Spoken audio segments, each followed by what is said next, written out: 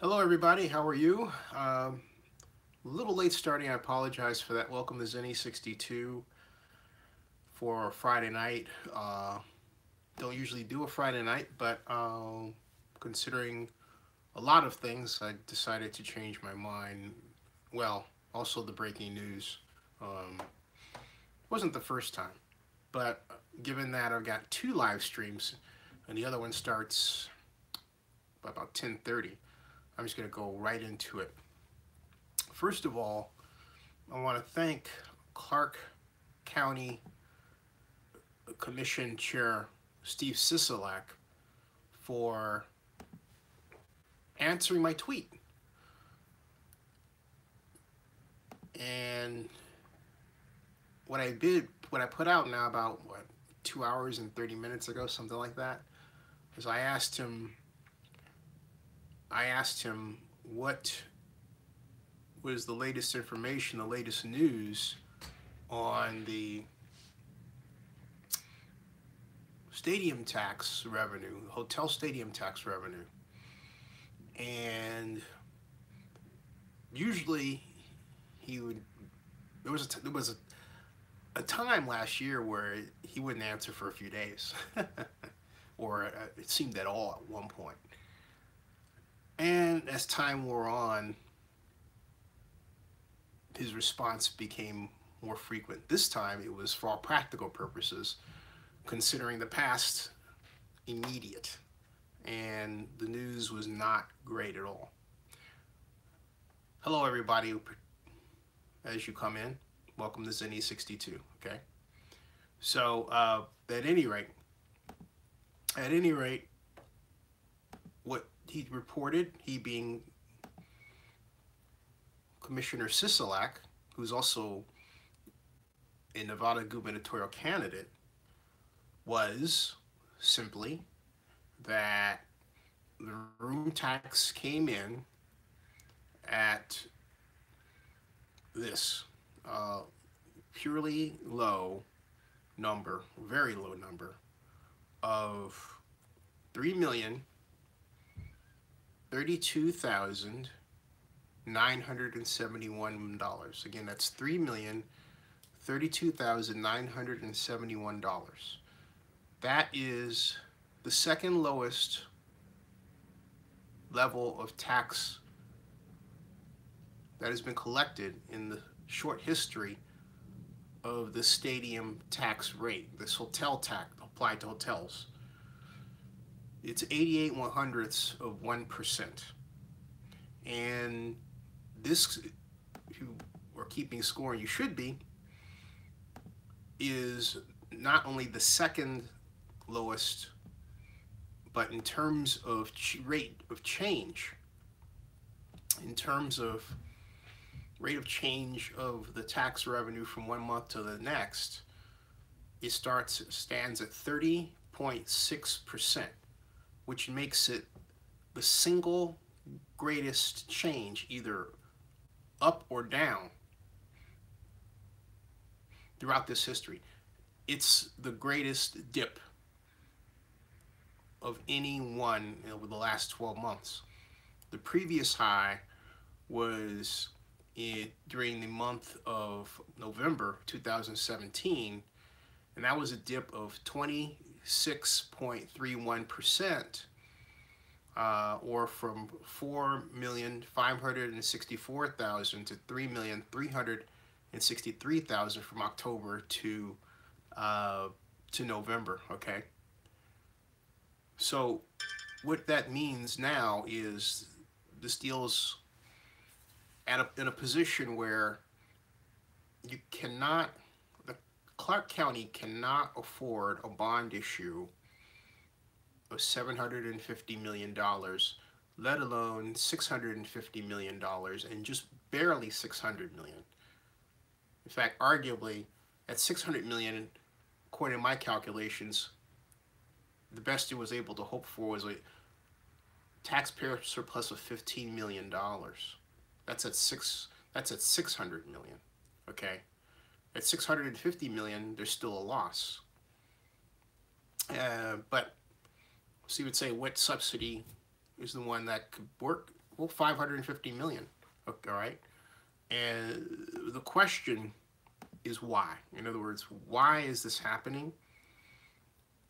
Why is this happening? Okay. So to answer your questions, how are you? 32 Assassin says, what months are peak tourist season for Vegas? When are the high months for room occupancy? That's not even, that's got nothing to do with it in this instance. And the reason it doesn't is because we've had over a year now of these collections, all right? And so to try to make some sort of forecast of the future when you actually have numbers now to compare, because you have an actual active rate, is not the best way to go. You have to analyze the data that comes in, and then you have to ask some very pointed long-term questions.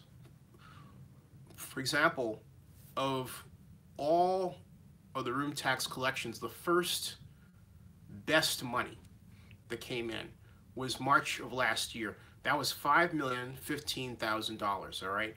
Then it went to 4.1 million, 4.107 million, 4.134 million, and then 3.916 million, and then 4.2 million, and so on. In other words, it went down in fits and starts, hitting a low of near rock bottom of 2,633,000, and that was in December. Now, through all those months, we've had plus period and minus period for Las Vegas. But the overall problem, 32 Assassin, is that because of developments of resorts in Macau, among other places, not to mention the continued growth of casinos around the world, there's been less demand for people to come to Las Vegas. And as a number of people point out, I've been there now twice, I will tell you, there's certain hotels where if you're a slot machine player, they just don't pay out. And so so what happens, there's this nasty cycle. In other words, if you're a gambler and you go to Vegas to be entertained and play the slots or the tables, but if you go to play the slots, because some people don't like to play the tables, some people play the slots, and you're at a hotel, I won't say which, and the slots aren't paying out, you're not going to go back because there are plenty of other places to take your money that you're trying to hold on to because you're not winning, right? And so that closes out the middle class gambler. There's less of a reason for the middle class gambler to want to come to Las Vegas, especially if the same middle class gambler can go down the street in Hammond, Indiana to the Horseshoe and gamble, all right? These are concrete reasons why people are going to Las Vegas less that are producing this. I got a great room at Caesar's Palace, basically a quasi-suite, for $100 a night. That's unheard of. That room another time would have cost 3 times more. There are deals like that flying all around Las Vegas. And as I've noted before, when I was there for Rugby Sevens last weekend, you could see places like Chili's in Las Vegas, gigantic restaurants, wholly empty of people. And, I mean, completely empty. A taxi, not a taxi, but a Lyft driver told me. He said, now he was taking me to interview Nevada Treasurer Dan Schwartz, and he said, look, I've been here, I think he said something like 25 or 30 years, right? He said that I remember when I could go from the airport to the Stratosphere or thereabouts, and it took 2 hours. He said lower strip to the Stratosphere, it took 2 hours. He says now it takes 25 minutes. And he says, I don't care what anybody can tell me, not as many people are coming here as they used to, and they're trying to keep it a secret, but it's true. And it's a problem, okay? It is a straight out problem. And so what's happened is that as Richard Height just pointed out, Indian Asian gaming has been affecting Vegas for 20 years. Yeah, and it's getting worse. Okay, hey, Bible study, how you doing? And Jamal Mills, how are you? And it is getting worse. Okay, and so And Barry Lee, nice to have you here, by the way. I'm glad to see the job's working out for you. You know. So anyway, getting back to 32 Assassins comment and question, the overall problem is one that, get this, was in part created by Las Vegas Sands itself when Sheldon Adelson and Steve Wynn of Wynn Resorts were to become the major players in development of mega resorts in Macau. And so the high roller Asian gambler has someplace else to go other than Las Vegas, as does the high roller Indian gambler, okay? All of this has conspired at this point. It just so happened at this point to hurt the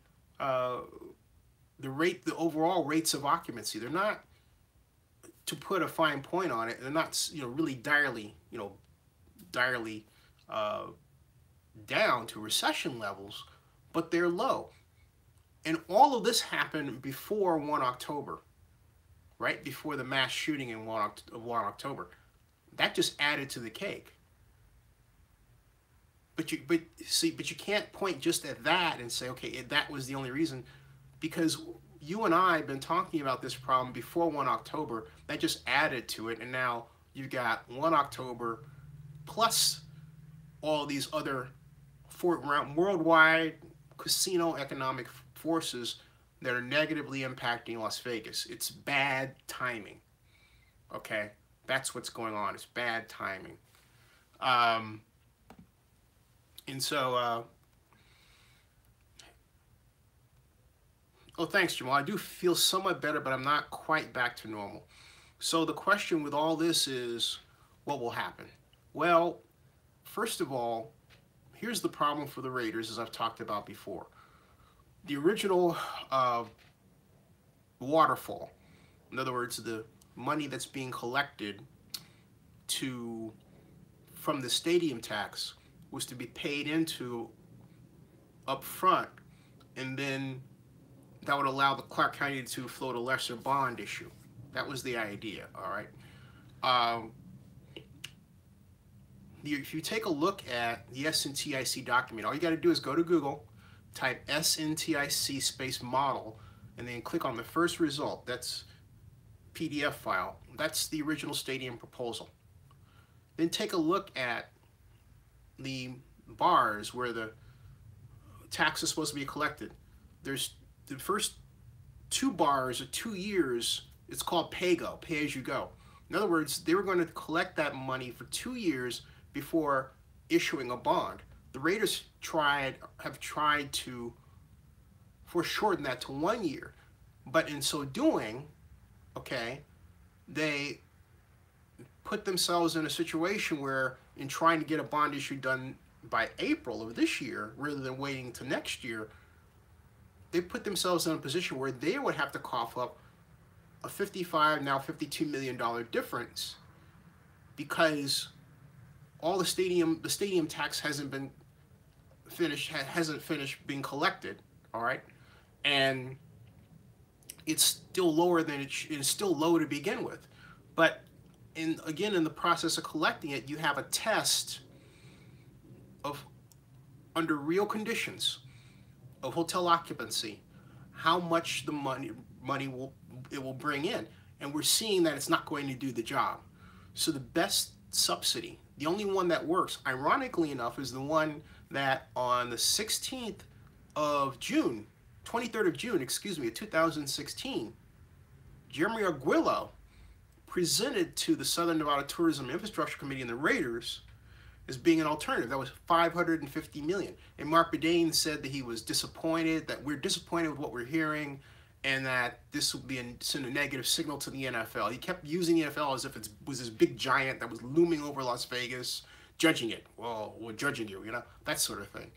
And it was really not the right thing to do, when Bedane should have simply said, look, we as the Raiders want this subsidy. It wasn't the NFL that was really asking for the subsidy.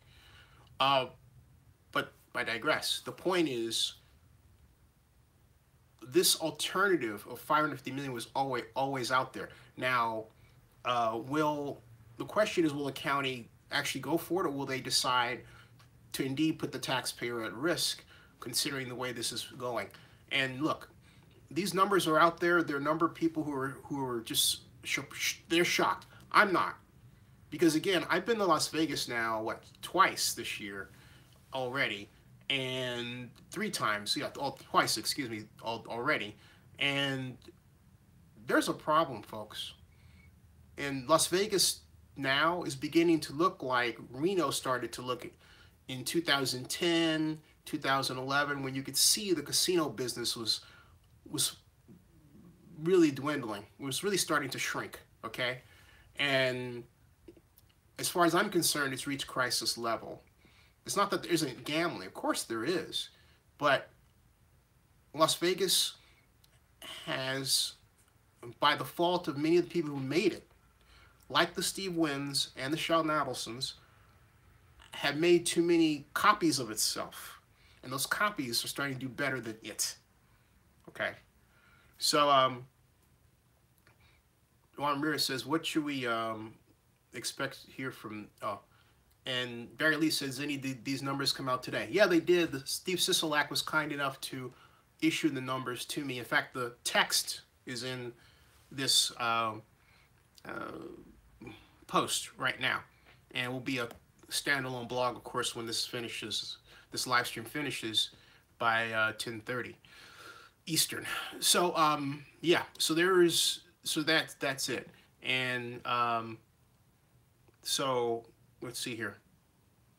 So where are we here as far as that? So so anyway, that's the latest. And the question for the Raiders is, it's several-fold, okay? And Juan Ramirez asks, what should we expect to hear from the next owners meeting regarding the financial woes? Well, depends on if I get a chance to ask the question, because it's not something that they're going to bring up and discuss. Now, if I ask the question I'm going to ask is, will the NFL help the Raiders fill in that fiscal gap? Now, of course, the commissioner will say that we're not hearing back that there's a problem, but I then expect to hear him say, you should address the Raiders with those questions, as they did before, okay? A lot of what I learn will be behind the scenes, but I don't expect to learn anything. I would be very shocked if I learned anything from the commissioner during the press conference, which would be held that Wednesday. I don't expect to get that from him there. I expect things to come up in conversation with different people. But, you know, the main question is, what will the Raiders do if Clark County says, look, we're not going to give you the subsidy you asked for. We're not going to give you $650 million. We're going to give you maybe $600 million.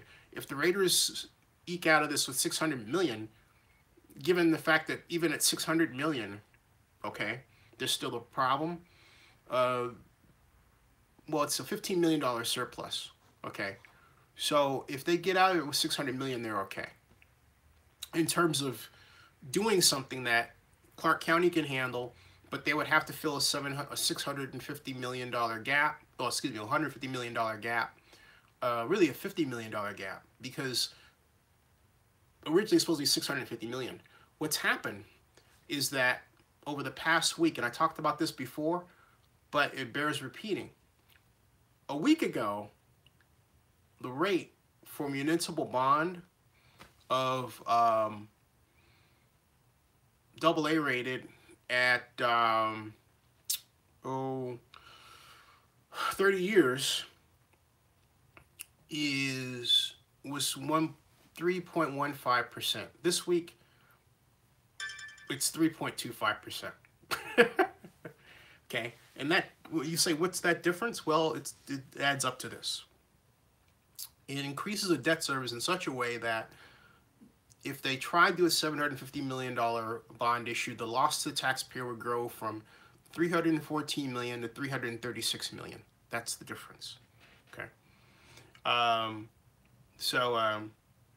Barry Lee asks, could they raise the hotel tax even more and try to make up the gap, or will the state not allow it? Barry Lee, that's the best question of the night. Jeremy Aguilo said to me in an interview that's posted here on Zenny62, the only one that I have with him, that, and I quote, the tax is what the tax is, and there's no stomach to revisit it, or words to that effect. Now, he said, of course, the legislature could take up doing that, but he doesn't see them doing it.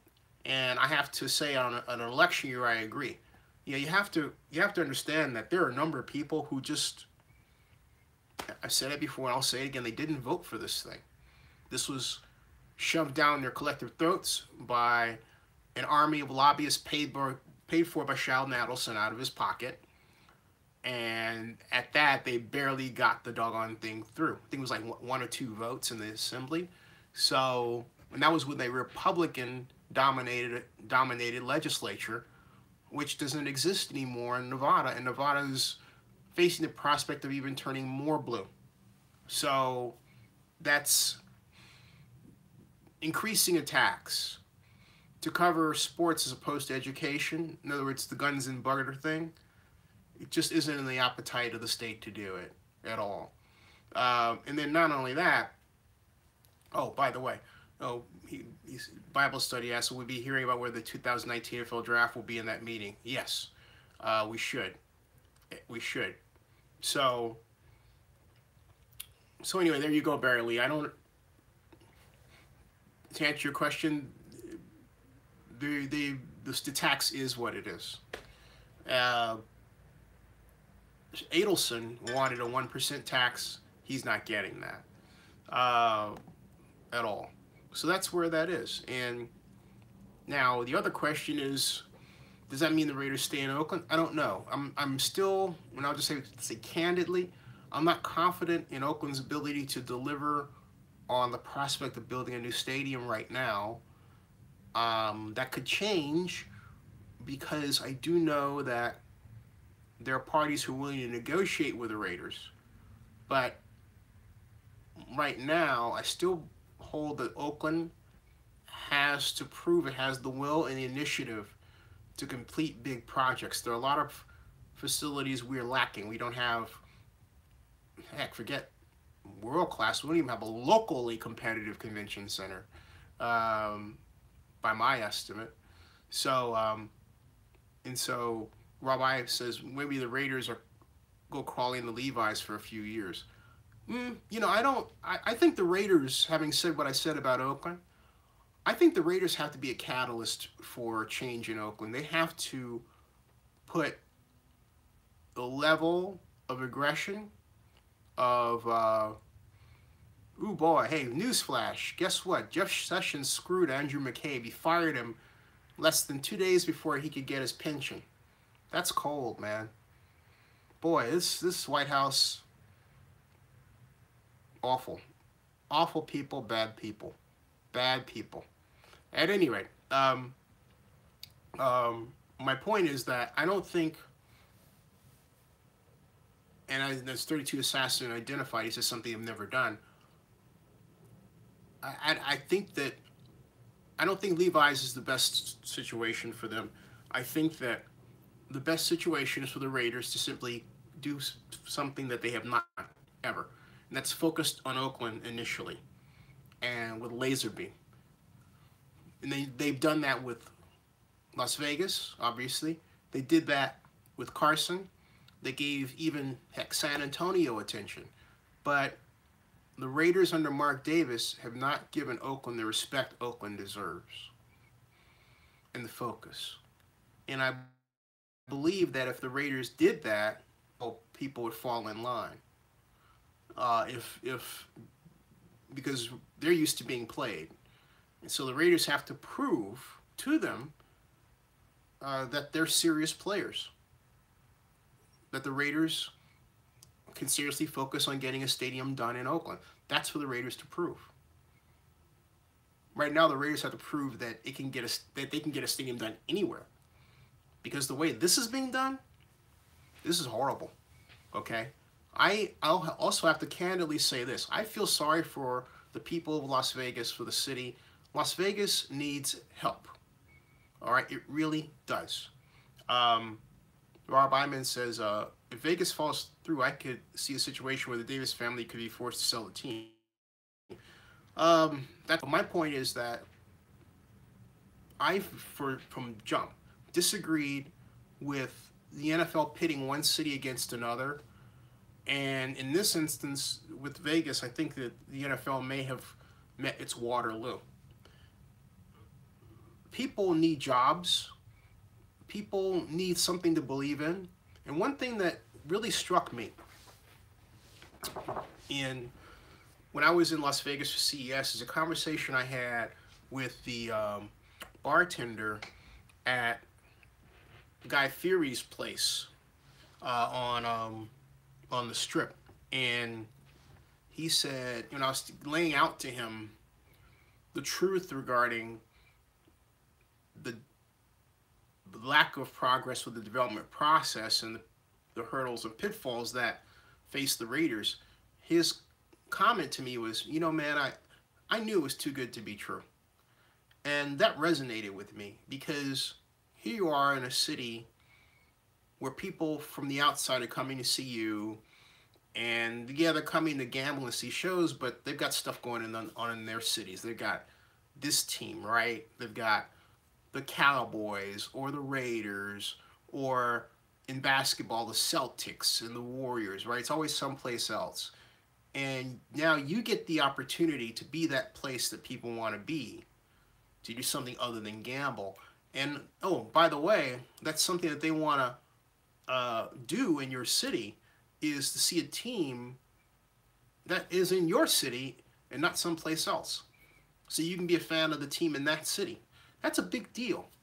That William Donald Schaefer said it best. He said, when he was the mayor of Baltimore, talking about how, why sports is so important. He said, look, every city has its pathologies. I've got my murder rate. Another city like Oakland has its murder rate. I'm paraphrasing. But he said, but it's important for us to create avenues where people can enjoy life. That's what it's all about. There's nothing wrong with that. There should be nothing that says that a city is alive if it only has problems. Okay? It must be a fun place to be. And that's really what this is all about. But more important, you have a city in Las Vegas that has made its money off fun. And yet, because there are other places around the world that have gotten the message, it's losing its competitive advantage in that area, okay? And there's nothing that can really pick up the slack right off the bat. That's why it has just moved into this, clumsily into this foray with sports. It's had some successes like the Golden Knights, but this one isn't one of them. We're in the Raiders at this point. So, because it's not done. So, there's a huge problem. And that Las Vegas is fearful of losing its soul and not certain of what its soul is going to transform into. That's a hell of a position for a city to be in. And it damages that city at a psychological level and at a very real employment level, even as it's growing. Because, yeah, you're bringing all these people from different places, but what are those people causing your city and region to turn into? Okay, that's the main question. So I think, okay. So anyway, Pedro Flores says their deposits for season tickets for Las Vegas. If the Vegas fan fails, I don't see me getting a refund. Well, I don't either because, well, it's $100. I would be surprised if the Raiders didn't send you a refund for $100. That would be cheap.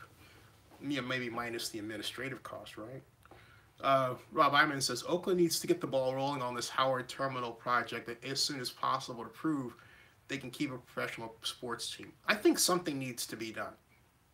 And it really is a matter of proving that they can, move the levers of government, right? To to really do that. It really does. Barry Lee says, Pedro, those deposits will be refunded once the Vegas deal falls. And so, let's see here.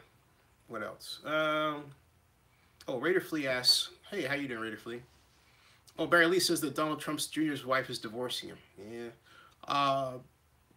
Raider Flea asks, are game ticket prices regulated, or can each team charge what they want? And if so, does this mean that the tickets to sell games in Vegas can get done to be the most expensive in the NFL? Game tickets are set by the NFL and the team, but if you mean to say, are they going to try to use the game tickets to cover some sort of shortfall? No, because NFL tickets at that level are not a giffen good. In other words, with the exception of the Super Bowl, where you can make an argument that they might be, and you would say, what's a giffen good? I'll get that in a second. Just thinking that you can charge hand over fist to make up a deficit, no, people aren't going to buy those tickets. They'll just go wanting. And they would just go wanting. So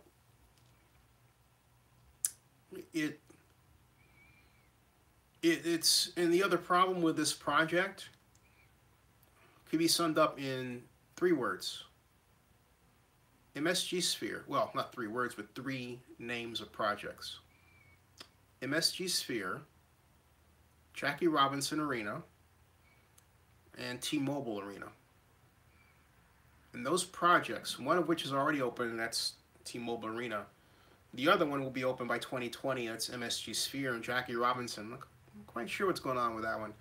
But together, where they're combined, they would bring about 60,000 seats of new arena space to the Strip that directly compete for performers with the Raiders Stadium. You would say, no, what I mean, that's 65,000 seats. No. Stadiums like that, like Levi Stadium, are regularly modified, we've talked about this before, to handle such concerts as Taylor Swift or you name it. But MSG Sphere is going to take this whole thing in another new direction. And it's going to hurt the Raiders' ability to get new events. It just will. Now, sports events, sure. Will Rugby Sevens move from Sam Boyd Stadium to the Raiders Stadium? I'm not going to say that's a given because I don't know what they're going to charge them. Okay, to just sort of be there and have rugby. I wouldn't bet on that. I would bet on Sam Boyd Stadium still hosting Rugby Sevens internationally. Okay. So it's, you know, if the Raiders Stadium is the Raiders Stadium. Let me point at this. People have asked me, well, this thing going to get, what's the bottom line? The bottom line is, I believe there will be a stadium of some kind. Now, as to whether or not the Raiders will accept the price points laid out for them by the county, if the county shows some balls and says, we're not going to do that, and that's still up in the air, okay? If the county does that and the Raiders decide not to accept it, then you've got an arena without an NFL team. But you've got a large-scale event center without an NFL team that will be under construction, okay? It would also be significantly downsized. Will it still be for UNLV? You know, here's the other problem. UNLV may be without a president. Lynn Jessup is looking for a new job. And for reasons I haven't been able to put my finger on, his star went south. It dropped like a rock. Okay? So there's a lot of turmoil going on here that makes all this less certain than it was even 4 months ago. Okay, so let me get to your comments here. Excuse me. Still a little slow, folks. Anyway, Let's see here. Oh, Rob Iman says the best thing is. Warmir says no parking. Yeah, that's the other problem, is the Balahai issue. Um, as far as Donald Trump, he's going to be impeached at some point. That's just it's a matter of time. Sorry, it just is. Uh, this is not an example of an American president. Richard Hike says it's about 8 weeks before the drop dead date. How much do you see Vegas pushing through in 2 months? Richard, that's another good question. You know what? That's hard for me to crystal ball. And the reason it's hard for me to crystal ball is because of things like this tariff, because of the fact that the bond rate just went up, as I explained, because the stadium tax problem gets worse and worse, and because of the problem with the UNLV president. I have to say, I don't know. Okay? I just don't know. And what's funny is to watch people try to put lipstick on a pig and not accept the fact that, hey, look, this thing's got some problems associated with it. But I am not prepared to say that just because the problems exist, the Raiders will not overcome those problems. Never, ever put yourself in a position where you're betting against someone in the middle of a crisis. Just watch the development play out. See what happens. Just be happy that you know the problems with the deal, okay? And you know why nothing is certain. And now you get a bigger picture for why I said, even before this deal, it was a lousy deal. I mean, it's got too many areas of structure that just aren't working for it. And sadly, those matters that I thought could come to pass have come to pass. Like 1 October, like the collection issue with the stadium. I mean, all this is coming to pass a lot faster than I thought it ever would. That was just pure luck, okay? So, but the problem is that it was out there to be done. By the way the deal was done, resting on, hotel tax, it was there. It wasn't a privately financed deal. You didn't have Adelson and Wynn and MGM coming forward and saying, okay, we're going to put in $350 million each. They put in $350 million each, okay? You have a different story here. Because you're looking at, let's say, $40 million each. 4 times 3 is 12. That's $1.2 billion. Boom. You're golden with extra. That's really what should have happened here, okay? But it didn't happen. You had the casinos standing around watching Sheldon Adelson, and then Adelson dropped out. And nobody else is involved. And then they rested on the public, and they asked for a deal in terms of a subsidy that's UGOB high. And then on top of that, folks, the fee for that $750 million bond issue is about $16 million for the bond underwriter. That would be the largest fee ever paid out to a bond underwriter in sports stadium history. Now, you don't think there's somebody back there behind the scenes trying to make deals to make sure their deal gets pushed through Clark County so that they can get their fee? All right? Isn't that dirty? You bet it's dirty. You bet it's dirty. What will the taxpayer think once they get a hold of it? Well, I can tell you, the persons that are running for governor, they're not going to make governor. All right? If this will wash all over Steve Sisolak, and to the extent that Christian Giuliani tries to make it look like she's on the fence, in other words, she's for it and against at the same time, if she votes for this bond issue, it's going to fall on her too. And next thing you know, you'll wind up with a Republican, maybe Dan Schwartz, in as the governor. That's the situation today. Okay? That's the situation today. All right, so it's 10:23. And as Corey Brownwood says, a shiny new football stadium sure would look nice along 880. Yeah, especially the one the Raiders are building. And Dean Willie says Davis doesn't have the money to move. Warren Ramirez says the buzzards are flying over Mark Davis' head. This deal will result in a major loss for our team. L. Welch said, did the minutes of a bond calculator 700 million, 15% is like 3.2 million per month. The actual revenue is higher than, whoa, you just made a mistake. Right. Okay, wait. But it doesn't clear. Yeah, hey, he did this right. Thank you, Mr. Welch did it right, all right? He said, did the municipal bond calculator $700 million at 3.15% rate. Hey, by the way, 3.25%. He says like 3.2 million per month. The actual revenue is higher than that, but it doesn't clear the 1.5 debt ratio. Right. Normally, does a deal like that get, pushed through? No, it doesn't. It does not. It has to be 1.5 to 1. That's what I've been saying from jump. It has to be 1.5 to 1, okay? So, in other words, my calculator here, where I've showed these numbers, I'll show you, Mr. Welch, is this, all right? Let me show you.